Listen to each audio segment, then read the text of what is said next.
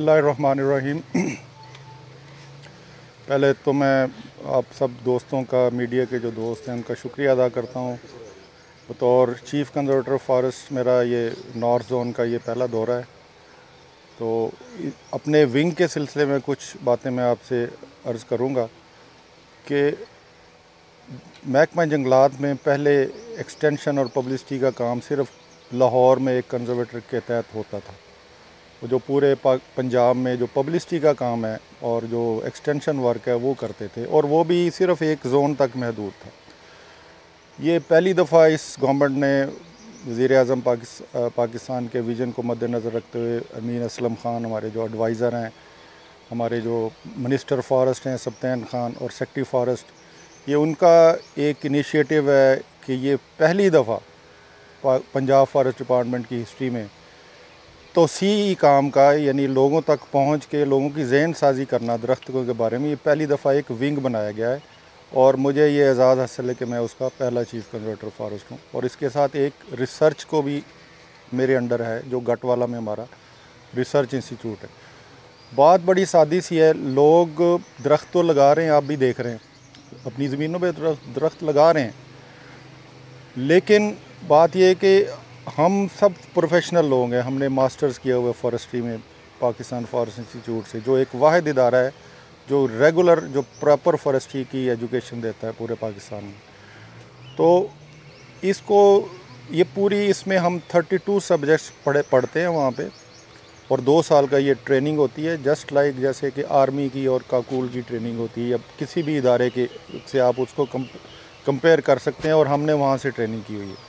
और ये पार्टीशन से पहले का है, यानी जो हमारा जंगलात का महकमा है, ये पार्टीशन से पहले भी था। पाकिस्तान बनने के बाद ये पाकिस्तान फॉरेस्ट सर्विस बन गया। तो हम वो लोग हैं कि जिनको फॉरेस्ट्री की पता भी है, दरख्तों के बारे में इल्म भी है, और हम लोगों को बता सकते हैं कि अगर ये सही तरीके से हमारी हिदायत के मुताबिक दरख्त लगाएंगे तो उससे ये ज़्यादा से ज़्यादा फ़ायदा अभी भी फ़ायदा उठा रहे हैं, लेकिन उसके लिए ये एक बड़ा बीच में गैप रहा है कि हम उन तक वो रिसर्च नहीं पहुंच सकी जो दरख्तों के हवाले से हमारे इदारों ने, पाकिस्तान फॉरेस्ट इंस्टीट्यूट पेशावर और गटवाला फैसलाबाद ने जो रिसर्च की है। तो पहली दफ़ा ये दोनों चीज़ों को कंबाइंड किया गया एक।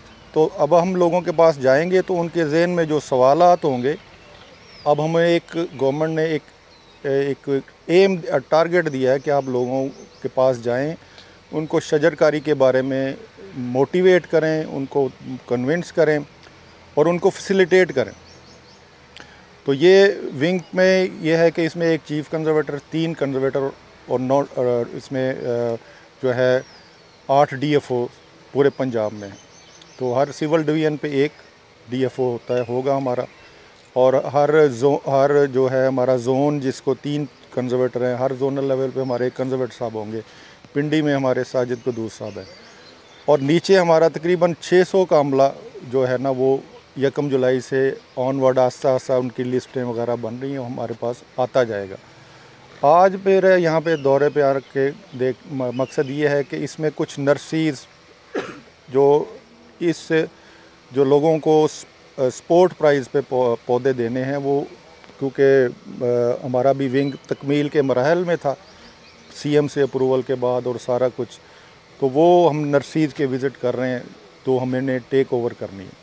तो जैसे जैसे हमारा अमला आता है, एक ट्रांजिशन पीरियड होता है ना दरमियानी, तो ये ट्रांजिशन पीरियड हमारा शुरू है इस वक्त, जुलाई के बाद भी थोड़ा चलेगा। तो इंशाल्लाह मानसून तक या मानसून के बाद तक हमारा पूरा एक सेटअप पंजाब में बन जाएगा, पूरे पंजाब में। तो उसमें यह है कि लोगों तक हमने रीच आउट करना है, तहसील लेवल पे, मरकज़ लेवल पे। अगर कुछ दोस्तों को याद हो, 1990, 98, 99 में एक USAID का प्रोजेक्ट चला था, जिसमें ये लोगों में वुड लॉट्स लगाई। ये तकरीबन वही उसी तरह का एक्सटेंशन वर्क का काम है, लेकिन अब ये प्रोजेक्ट नहीं है, ये एक मुकम्मल गवर्नमेंट ने उसका महकमे का हिस्सा बना दिया है, जिसमें आपको मैं सादे अल्फाज में अगर आप ये बताऊं कि जो बाकी महकमा है वो सिर्फ 3% जो पंजाब का एरिया जंगलात के अंडर है, वो 3% को डील कर रहा है। जो हमारा एक्सटेंशन विंग होगा वो बाकी 97% जो पंजाब का एरिया है, जिसमें लोगों की ज़मीनें हैं, हमने उनको इस पे गाइड भी करना है, उनको मोटिवेट भी करना है। बच्चों स्कूलों में भी जाके जो हमारा एक प्रोग्राम होगा वो भी हमें उनको तकरीरें और तकरीरी मुकाबले, ये सारा हमारा उसका हिस्सा है जो एक्सटेंशन वर्क कोई भी इदारा करता है वगैरह थी। अब हमने ये जो है जो बाकी लोग हैं ज़मींदारों तक पहुंचना, आम लोगों तक पहुंच, मैं कहता हूँ इवन किसी को अगर 10 पौधे भी चाहिए तो हम उसको उसके बारे में बताएंगे भी, वो उसकी ख्वाहिश के मुताबिक कि वो कौन सा पौधा लगाना चाहता है। अगर वो लगाना चाहता है और वो टेक्निकली ठीक नहीं है तो हम बताएंगे भी आप ये नहीं ये लगा लें, इसमें आपको ज़्यादा फ़ायदा। तो इसमें यह है कि दरख्तों के फ़वाइद मुझे शायद बताने की ज़रूरत नहीं है। आप पहाड़ी इलाके में बैठे हैं, हमारे वाटरशेड एरिया जो ऊपर जंगलात जो ख़त्म हो रहे हैं, तो हमारे दरियाओं डैम में सिल्ट आ रहा है, ये सारे वो चीज़ें कि ये पहाड़ी इलाकों में शायद दरख्तों की ज़रूरत उससे भी ज़्यादा है, क्योंकि उससे हमारे डैम की लाइफ जो है बढ़ जाएगी अगर हम शजरकारी पहाड़ी इलाकों में या ऊपर हम करेंगे तो ये सारा शॉर्ट में ये बात को करता हूँ कि इस विंग के जो मकासद अगराज़ व मकासद ये हैं कि आम मरकज़ लेवल तक गाँव में लोगों तक पहुँचना, उनको दरख्तों के बारे में गाइड करना, और उसके बाद उनको यानी अगर वो लीनियर लगाना चाहता है अपने वट्टों पे तब भी हम उसके लिए हाज़िर हैं, उसको गाइड करेंगे। मोटी सी बात है, लोग लगाते हैं चारों तरफ पौधे लगा देते हैं, लेकिन अगर हम शुमालन जनूबन लगाएंगे तो साया कम पड़ेगा। ये लोगों के जहन में है कि अगर हम दरख्त लगाएंगे तो शायद हमारी फसल का झाड़ कम हो जाएगा, लेकिन ये तजर्बात से साबित हुआ है कि अगर शुमालन जनूबन कतार में दरख्त लगाए जाएँ तो वो उसकी फसल पे भी कोई असर नहीं पड़ता। और फिर ये जो बारानी इलाके हैं जहाँ आंधियाँ चलती हैं, मैदानी इलाके हैं, वहाँ पे अगर दरख्त की कतार लगी हुई है या शेल्टर बेल्ट है तो उसकी फसल आंधी से गिरेगी नहीं, क्योंकि वो हवा का ज़ोर को तोड़ देते हैं। तो वो भी एक ख़ास फासला होता है कि एक कतार से दूसरी कतार के दरमियान फासला हो, ताकि वो जो आंधी का ज़ोर है वो फसल पे ना पड़े। तो इसके बेशुमार फ़ायदे हैं। कहते हैं लहद से लेके महद से लहद तक दरख्त का साथ है, ये आपने सुना ही होगा। तो ये और इंसान का कहते हैं दरख्त का चोली दामन का साथ है। आप इर्द गिर्द नज़र दौड़ाएँ, आपको 10 में से 5-6 चीज़ें लकड़ी की नज़र आएंगी। अपने घर में देखें तो ये वो चीज़ है कि इसकी दौलत को बढ़ाना है, लोगों में अवेयरनेस क्रिएट करनी है। दरख्त जो है वो भी फसल है। एक और जो मैं एक नुक्ता हम बताना चाहते हैं, जो हम सारे टेक्निकल लोग बैठे हैं, इसको हमें पढ़ाया जाता है कि ये फसल है। जैसे छांगा मांगा में है, इसको हम एक ही वक्त लगाते हैं कंपार्टमेंट, और उसकी कटाई एक ही वक्त करते हैं, फिर नया लगाते हैं। और ये एक तवानाई का काबिल तजदीद ज़रिया है दरख्त, यानी आप काटें, लगाएं, काटें, तवानाई की शक्ल है, जला के भी उससे आप मतलब हरारती तवानाई हासिल करते हैं, ठीक है ना जी। इसी को अगर आप लोकोमोटिव में अंग्रेज़ ने चलाया तो उसने इंजन चला लिया, वो जो छांगा मांगे में चलते थे स्टीम इंजन, तो वो लकड़ी से ही चलते थे ना। कोयला लकड़ी एक ही चीज़ है, लकड़ी से कोयला बनता है, कोयले से आप। तो ये सारी चीज़ें दरख्त का जो है वो बड़े फ़ायदे हैं, आपको ज़्यादा बताने की ज़रूरत नहीं है। तो इस विंग के लिए हम अभी यही है कि हम अब अपनी मीटिंग्स कर रहे हैं अपने ज़ोन के जो आला अफसरान हैं इनके साथ, और आगे हमारे जो लोग चीफ़ कंजर्वेटर पिंडी हैं उनके साथ भी मेरी मीटिंग होगी। तो उसमें हम अब नर्सरी का एक बना लेंगे कि कब कब कैसे कैसे हमने इनसे नर्सरियाँ टेक ओवर करनी है, ठीक है ना। तो ये वैसे भी हम कहते हैं दरख्त लगाना सदका जारी है, सुन्नत नबवी है। तो इससे अच्छा काम ये नहीं है कि हम इसके बारे में लोगों को एजुकेट कर सके। मैं समझता हूँ वी आर लकी कि आज के दौर में हमें ये एक ड्यूटी मिली है। तो जितना हमारा अच्छा अंदाज़ होगा बताने का, शायद लोग उसी तरह फिर वो उससे कन्विंस भी होंगे। तो मीडिया इसमें बहुत बड़ा किरदार अदा कर सकता है, जिसमें छोटी छोटी वीडियो दरख्तों के बारे में फिल्म्स, ये वो। हमारे यूट्यूब चैनल लाहौर में है, हमारी एक वेबसाइट ऑलरेडी काम कर रही है फॉरेस्ट डिपार्टमेंट की, लेकिन अब वो हम पूरे पंजाब को कवर करें। अब हमारे पास अभी तक जो लिस्टें आई हैं ना जी, उसमें 50 फॉरेस्टर और 180 फॉरेस्ट गार्ड्स ये है। मैंने बताया ना टोटल 600 काम। इस एक्सटेंशन में ये होता है कि हर बंदा की ड्यूटी है ये काम ऐसा है जैसे मैं बैठा हूँ आपसे दरख्तों की बात शुरू कर दूँ, खुद ही छेड़ दूँ, तो आप कुछ ना कुछ सवाल फॉरेस्ट के नाते, क्योंकि मैं फॉरेस्ट डिपार्टमेंट से हूँ, आप मुझे पूछेंगे। तो इसमें हमारे पास फ़िलहाल 180 फॉरेस्ट गार्ड्स और 50 फॉरेस्टर्स की लिस्टें हैं। बाकी गवर्नमेंट हमें और भी जैसे जैसे हम मांगते, क्योंकि ये पहली दफ़ा बन रहा है ना, पहली दफ़ा ये बन रहा है और इनकी पोस्टिंग हो गई है। नीचे कुछ SDFO भी आ गए हैं आपके, इनके पास एक रेंज अफसर आ गया है। हमने एक रिक्वेस्ट की है कि इसके बारे में लोग जो आना चाहते हैं उनसे ऑप्शन भी मांगी जाए, तो इसमें लोग आएंगे इंशाल्लाह। ये विंग जैसे फुल स्ट्रेंथ पे तो नहीं मैं अभी कह सकता अभी, लेकिन ये काम हमारा इंशाल्लाह जुलाई के बाद शुरू हो जाएगा। सर मेरा सवाल ये है, आपने कहा कि जो नर्सरीज अभी गवर्नमेंट ने चिट्ठी रोड पर लगाई हुई हैं, जी जी अब वहाँ पे जाएँ तो पौधों की कीमतें आसमानों पर। जी जी जी गवर्नमेंट ने उन्हें जगह फ्री दी हुई है, सब कुछ है। एक तो ये हो गया। दूसरा GT रोड पे आप जाएं, जी जी अगर किसी ने कंस्ट्रक्शन करनी है, वो जंगलात को पेमेंट करता है, वो जगह दरख्त काट जाते हैं, वहाँ पे अब दरख्त नहीं है। ठीक है। दूसरा एक आपने कहा कि बच्चों में तकरीरी मुकाबले होंगे, तो उसको आप उजागर करेंगे कि हर स्कूल में दरख्तों की मुहिम के बारे में कंपटीशन हो, बच्चों में तकरीरी मुकाबला हो, जिसमें बच्चों को इनामात वगैरह दिए जाए, तो उससे भी बहुत ज़्यादा बच्चों में नॉलेज आ जाएगा। जी जी जी तो तीसरा बजवाला में जो दरख्त लगाए गए थे, तकरीबन मैंने खराज तहसील पेश करता हूँ आपके जंगलात महकमे को, ये 5% वो पौधे जो ख़राब हुए हैं, 95% वो पौधे लग चुके हैं। बड़ी बात नहीं, ये तो वाकई बड़ा एक्सीलेंट है। आपके जो सवाल ये है कि GT रोड पे जो नर्सरीज़ हैं, बेसिकली हमारा जो एरिया जहाँ हमारे ज़िम्मेदारी जहाँ पे हमारी है, हमने मरकज़ लेवल तक गाँव में जाना है। GT रोड की जो स्ट्रिप है वो टेरिटोरियल, हमारा जो दूसरा विंग है ये बेसिकली हाईवे वालों की ज़मीन, ये ज़मीन जो हाईवे के साथ है, ये हाईवे डिपार्टमेंट की, फॉरेस्ट डिपार्टमेंट का इतना अमल दखल है कि वहाँ दरख्त जो लगे हुए हैं उनको वो लिस्ट बनी हुई है, उनको लुक आफ्टर करते हैं और उनको वो अपनी नर्सरीज़ के लिए भी यूज़ कर रहे हैं। और अगर वहाँ पे अगर कोई नर्सरी बनती भी है तो हाईवे डिपार्टमेंट उनको NOC देता है या फॉरेस्ट डिपार्टमेंट के वो लोगों ने, और उस पर GT रोड पे बहुत सारे लोगों ने अपने होटल्स के लिए भी इस तरह मतलब वो इजाज़त लेके कुछ कायम की हुई हैं चीज़ें, तो वो उसमें हमारा इतना अमल दखल हमारे विंग का नहीं है। अगले सालों में हमने नर्सरी लगानी है, ठीक है ना जी।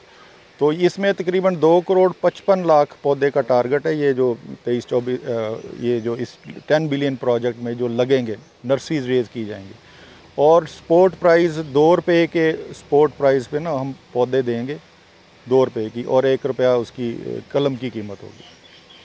लेकिन उससे पहले हमने लोगों को मोटिवेट करना है मीडिया के ज़रिए, और इसका आपको पता है मानसून सीज़न है और बहार सीज़न है, ठीक है। और अगले साल से हम इंशाल्लाह जब हमारे पास अमला भी होगा, हम अपनी नर्सरियाँ ख़ुद भी रेज़ करेंगे। ये बेसिकली ये समझ लें कि हम एक ही महकमा है फॉरेस्ट डिपार्टमेंट के, वो भी हमारे जो कोलीग हैं वो भी यही काम कर रहे हैं 10 बिलियन का। अब हमने जैसे मैंने कहा 97% जो लोग हैं, जो 3% के लिए तो हमने जो लोग गांव में रहते हैं, जो जिनकी अपनी ज़मीन है, उनको हमने रिक्वेस्ट करनी है कि अपनी ज़मीनों पे ज़्यादा से ज़्यादा दरख्त लगाएं ताकि ये आलूदगी का ख़ात्मा हो। आप समझते हैं, आप माशाल्लाह सारे पढ़े लिखे हैं, आलूदगी का ख़ात्मा हो।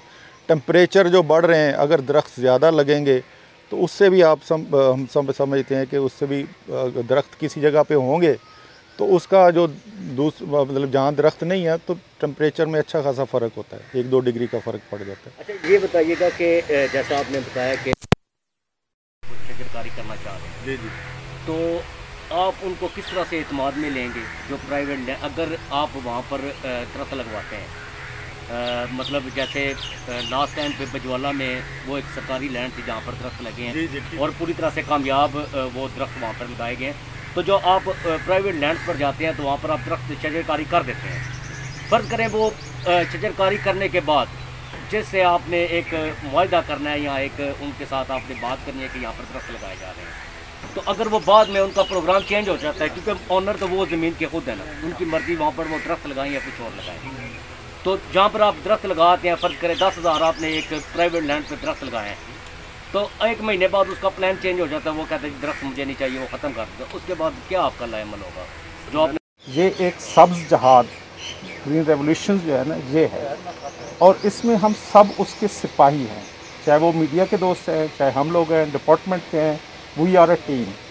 इस टीम ने उनके माइंड सेट में उस दरख्त की अहमियत और अफादियत को उजागर करना है कि वो अपने बच्चे को बाद में पाले और उस दरख्त को पहले पाले। अब सवाल आता है क्यों? हाँ अर्जन, ये मैंने फेसबुक पेज भी बनाया हुआ है रावलपिंडी का, कंजर्वेटर एक्सटेंशन फॉरेस्ट रावलपिंडी का फेसबुक पेज भी है, उसके साथ व्हाट्सएप ग्रुप भी है। जो दोस्त ऐड होना चाहें वो करके ऐड हो सकते हैं। बेनिफिट्स ऑफ ट्रीज, इससे पहले ट्रेडिशनल डिपार्टमेंट कहता था टिम्बर और फायरवुड। अब हम उससे हट के जो उसके साइड बेनिफिट्स हैं, जैसे अर्जन का छिलका खुश करके धो के पीस के अगर आप इस्तेमाल करें तो आपका कमज़ोर दिल ताकतवर हो जाता है, बंद शरियाने ओपन हो जाती हैं। सुहांजना मुरंगा के नाम से पाउडर मार्केट हो रहा है और इस वक्त वो 4000 रुपये पर केजी तक मार्केट में उसका रेट पहुंच चुका है। कहने को वो सुहांजना है, लेकिन उसकी जो पत्तों का पाउडर है वो अगर आप 4000 रुपये पर केजी बेचते हैं तो वो बंदा खुद ब खुद उस चीज़ को जो है वो केयर करेगा। हम उसको उस हद तक लेके जाएंगे कि वो उस दरख्त को अपने जेवर और सोने की प्रोटेक्शन वो बाद में करेगा। हमारा जो दरख्त है जो हम रिकमेंड करेंगे और वो खुद लगाएगा। हमने सिर्फ डिपार्टमेंट ने ये करना है कि जो पौधा डिपार्टमेंट 10 रुपये का तैयार कर रहा है वो एक सपोर्ट प्राइस 2 रुपये पे जो है वो डिपार्टमेंट उनको प्रोवाइड कर देगा। हमने उनको ये बताना है कि कहाँ क्या लगना है, क्यों लगना है, कब लगना है और उसके बेनिफिट्स क्या हैं। ये चीज़ें हम लोग जो है वो एक्सप्लेन करेंगे, हम लोग उनको बताएंगे। आप मसलन ये है कि एक जगह है, अब हमारे पास सिट्रस फ्रूट नहीं लगता, सरगोदा में रखता है, हमारे पास उसके अगेंस्ट कोई और जो है हमारे जो जैसे ये एरिया है, अब जहाँ पे जो ग्राफ्टेड बेर है, सिंध का बेर अगर लगाते हैं उसका प्रॉफिट है। इसी तरह कीकर का जो फूल है, आज दिन तक सारे दोस्तों को नहीं पता कि उसकी मेडिसिनल वैल्यू क्या है। कीकर का फूल बजाते खुद इस्तेमाल होता है। कीकर का फूल जो है, जो नक्सीर बच्चों की फूटती है, मक्खन में डाल के वो दिया जाए तो कीकर का फूल जो है उस काम आता है। कीकर का छिलका चमड़ा रंगने के काम आता है। कीकर की जो पॉड्स है वो क्रश करके क्रीम्स जो आपकी फेशियल क्रीम्स हैं उसमें यूज़ होता है। ये वो चीज़ें हैं जो हम पब्लिक को बतानी है हमने, और हमने पब्लिक को ये बताना है कि ये आपने कीकर लगाए हुआ है तो आप ये हमारे पठान भाई को मत दें। आप कुरी रोड चले जाएं जहाँ पे कीकर की 2 इंच की फट्टी, 1 इंच मोटी, 6 इंच लंबी आपको 1000 रुपये से कम नहीं मिलती। यानी कि एंड मार्केटिंग की तरफ हमने ये सारी चीज़ें उनको सपोर्ट दे के एंड मार्केटिंग पे जब जाएंगे तो फिर हमें ये नहीं कहना पड़ेगा कि भाई आप दरख्त उखाड़ देंगे। इंशाल्लाह वो अपना दरख्त नहीं उखाड़ेगा। दूसरा जो जीटी रोड का क्वेश्चन आपने किया था, नुमान साहब भी आ गए माशाल्लाह। इसके लिए जब भी हम परमिशन देते हैं, मैं खुद DFO जेल में रह के गया हूँ, इसके एवज़ डिपार्टमेंट की एक स्ट्रेटजी है, पॉलिसी है। डिपार्टमेंट बाकायदा उस फ्रंट के हिसाब से उससे पैसे लेता है। वो पैसे हमारे पी डिपॉजिट में आते हैं और उसके एवज़ फिर हम फॉरेस्ट एरियाज़ में जहाँ पे भी हमें स्लॉट मिलती है वहाँ पे हम अपने दरख्त लगा लेते हैं। वो पैसे पी डिपॉजिट में वो बाकायदा पे करते हैं। पानी कम होता है, हमारे सारे जितना भी स्क्रब फॉरेस्ट हैं वो वाटर कंजर्वेशन टेक्निक्स पे होते हैं, उनको हम कहते भी ड्राई एफॉरेस्टेशन है। अल्लाह मियाँ पानी देगा, वाटर स्टोरेज होगा, सीड स्प्राउट करेगा। एग्जाम्पल, रोहतास का सुहेल गेट क्रॉस करें, राइट पे कब्रिस्तान, उसके पीछे का फॉरेस्ट विज़िट कर लें। ठीक हो गया भाई कि वाटर कंजर्वेशन पे वो जो है वो कामयाब हुए, और भी बहुत सारे हैं। और फिर इसमें ये चीज़ हमने कम्युनिटी को बतानी है, हम जहाँ पे अगर पानी की कमी है हम सिट्रस नहीं लगवाएंगे, हम मैंगो नहीं लगवाएंगे। जो स्पीशी कम पानी लेती है, जो किस्म कम पानी लेती है और ज़्यादा बेहतर उसको प्रॉफिट देगी, हम वो दरख्त उससे लगवाएंगे, वो किस्म लगवाएंगे। बाकी जो प्रोटेक्शंस की चीज़ें हैं, जो भी चीज़ें हैं, वो फिर नुमान साहब इस चीज़ को किस वक्त आप अलहदा सिटिंग में बैठ जाएंगे, क्योंकि वो हमारे एक्सटेंशन विंग के उसकी जो है परव्यू में नहीं है भाई आज की कॉन्फ्रेंस में। वो फिर जी भाई वो नुमान साहब इंशाल्लाह एड्रेस कर। हमारे जितने फंक्शन से सारे कोविड की वजह से कैंसिल हो गए। लास्ट 6 महीनों में आपकी जो जिसके अंदर पार्टिसिपेशन होनी थी अवाम की, वो सारे तो आपके कोविड की वजह से कैंसिल हो चुके हैं। आप ये बात करें, इस वक्त मैं ये बात नहीं करना चाहता था, चले मैं कर देता हूँ कि इस वक्त हमारे पे फॉरेस्ट डिपार्टमेंट फील्ड में काम कर रहा है। मेरे 8 से 9 मुलाजम इस वक्त कोविड का शिकार हो गए हैं सिर्फ सरकारी काम करने की वजह से। ठीक है, तो मेरा भाई ये नहीं है कि हम यहाँ पे काम नहीं कर रहे, काम कर रहे हैं। दूसरा 10 बिलियन ट्री में जो आपने बात की कि प्राइवेट लोगों को कैसे कन्विंस करना है, तो आप अपने इलाके को देखें, आपका 70% रकबा जो है झेलम का वो बारानी है। बारानी के अंदर आप पहाड़ों पे या स्लोप्स के ऊपर दरख्तों को पानी नहीं लगा सकते, ना पौधे लगा सकते हैं। तो जैसे सर साजिद कद्दूस साहब ने पहले कहा कि वहाँ पे ड्राई एफॉरेस्टेशन टेक्निक से हम काम करते हैं। इस वक्त पूरे ज़िले में प्राइवेट रकबों पे जो लोगों ने हमें दरख्वास्तें दी, 1506 एकड़ में लगा चुका हूँ प्राइवेट रकबों पे, वो बिजाई करके। और आप किसी दिन टाइम निकालें, आपको मैं विज़िट करवाता हूँ, ठीक है। 900 एकड़ मेरा पिंड दादन खान में लगा है, 375 एकड़ यहाँ पे ये झेलम सब डिवीज़न के एरिया में लगा है, और 275 एकड़ सुहावा के एरिया में लगा है। वो हमने सीड बिल्कुल इस तरह नाली में 7-7, 2-2 इंच पे आप कह लें कि हमने सीड सो किया, उसमें पौधे निकलेंगे। ये हो सकता है कि इस वक्त 1 एकड़ में 10 से 12 हज़ार पौधे निकले हों, लेकिन सर्वाइव तो 700-800 करने हैं। अब वो नेचर पे है, सर्वाइवल ऑफ द फिटेस्ट जो थ्योरी है वो यहाँ पे काम आनी है। जो स्ट्रॉन्ग पौधा होगा वो अपने आप को बचाएगा, जो कमज़ोर होगा वो मर जाएगा, जो इस गर्मी में फ़ाइट नहीं कर सकेगा वो मर जाएगा, जो ओले पड़ेंगे वो मर जाएगा। तो ये survival of the fittest. At the end of the day हमने 800 पौधे फी एकड़ देने हैं, उसमें से कल का एस्टिमेट है हमारा कि 15% के करीब दोबारा लगने वाले हैं। ये हमारा जब भी प्लान बनता है उसके अंदर हम रीस्टॉकिंग दोबारा लगाने का 25% तक उसके अंदर मौजूद होता है। आप अगर ज़मींदार घराने से ताल्लुक़ रखते हैं तो जेठ के महीने में लोग अपने ज़मीनों पे चारे का बीज नहीं डालते कि जेठ का महीना गुजर जाए, इसमें जो चीज़ भी उगेगी मर जाएगी। स्पेशल डीसी साहब की परमिशन से वो सामने खड़ा है, हमने कल ही नया ट्रैक्टर परचेज़ किया है, और वो सामने वाटर बुज़र खड़ा है। मेरे पास पुराना एक पड़ा था, उसको रिपेयर करा के मैंने उसे इस काम के लिए इस्तेमाल करने के लिए ठीक करवाया। मीडिया के दोस्त वो फ्रंट लाइन कमांडर हैं भाई, हमने तो पीछे जो है बंदूकें और असला देना है भाई, चलानी आप लोगों ने है। आपको बादर करने का बुनियादी मकसद ये है कि जैसे पहले जो फ्रंट लाइन कमांडर ने झेलम फॉरेस्ट डिवीज़न को एक इज़्ज़त दी है, यही इज़्ज़त आप लोगों ने एक्सटेंशन विंग को देनी है। और क्यों देनी है कि अगर आपकी वजह से एक दरख्त लगता है और उस पे चिड़िया सुकून से बैठती है अपने बच्चों के साथ, उसका सवाब अजर अल्लाह ताला की ज़ात ने देना है। तो ये जो आपके सिपाही हैं जो जंगलात की ड्यूटियाँ कर रहे हैं, जो अच्छा काम कर रहे हैं, उन्हें भी आपको अप्रिशिएट करना चाहिए। उन्हें भी नकद इनामात वगैरह को सनद जिस तरह पुलिस वाले देते हैं या ये पुलिस जो अच्छा काम करते हैं वो भी तक आपकी तरफ से देखने में नहीं आया कि ये जो सोल्जर खड़े हुए हैं इनको भी कुछ, मेरा ख्याल कि ये सारा जो है ना अवार्ड ये मैं इनकी नज़र करता हूँ, तो वो ऐसे ही सबको मिल जाता है। देखिए ना, एक चीज़ होती है ही इनका, बेसिकली नहीं है इनका, इनके काम की वजह से हमारी इज़्ज़त बनती है। ये मैं बिल्कुल इस सीट पे बैठ के कह रहा हूँ, इन लोगों के काम की वजह से हमारी इज़्ज़त बनती है, डिपार्टमेंट की इज़्ज़त बनती है। तो आई एम श्योर कि इन्होंने भी यही इनको कहा भी होगा, और वो भी ये फील करते कि अगर हमारे अफसर की इज़्ज़त बन। लेकिन आपकी बात सही, इनकी हौसला अफजाई के लिए कोई ना कोई तरीक़ेकार वो हम इंशाल्लाह एक्सटेंशन में तो ज़रूर कुछ ना कुछ करेंगे, क्योंकि ये हमारा काम, ये यकीन करें कि हमारा काम ज़्यादा मुश्किल है। मैंने फिर बताया कि 2% एरिया पंजाब का है जो स्टेट फॉरेस्ट है जंगलात के अंडर। हमने 97% जो गांव में लोग बैठे हैं उनको मरकज़ लेवल तक अप्रोच करना है। गांव के अंदर जिसकी आधा एकड़ ज़मीन है उसको भी कहना भाई यार अगर आपकी एकड़ ज़मीन नहीं लगे तो यार ये 50 दरख्त लगा लो। तो वो अगर हम इसमें कामयाब हो जाते हैं तो हमारा एक्सटेंशन विंग कामयाब फिर मैं हो जाएगा। मैं जो बात कर रहा था ना वो आपको बताता चलूँ।